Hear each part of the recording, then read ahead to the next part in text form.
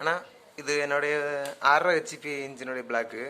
இதில் என்ன ஒரு பிரச்சனை ஆயிடுச்சுன்னா, இப்போது இந்த ஹோல்ஸில் வந்து ஓவல் ஆயிடுச்சு கொஞ்சம். இது ஏற்கனவே ஸ்லீவ் போட்டு வச்சுருந்தாங்க, ஸ்லீவ் வந்து அடித்து போட்டு வச்சுருந்தது. ஸ்லீவ் சுற்றியும் கொஞ்சம் ஓவல் ஷேப்பு இருக்குது. மெக்கானிக் திரும்ப கேட்டால் ஸ்லீவ் அடித்து போட்டாலும் அந்த அளவுக்கு நிற்காதுங்கிற மாதிரி சொல்கிறாங்க. சப்போஸ் ஸ்லீவ் திரும்ப ஏதாச்சும் ஒரு நல்ல இதாக ரெடி பண்ணலாமா, அப்படி இல்லைன்னா பிளாக்கே மாற்றலாமா? 6.5 ஹெச்பியோட இது இப்போ பிரிட்ஜு இருக்குது, அது பிளாக்கு இது எதுவும் கிடைக்குமான்னு வெயிட்டிங்கில் இருக்கு.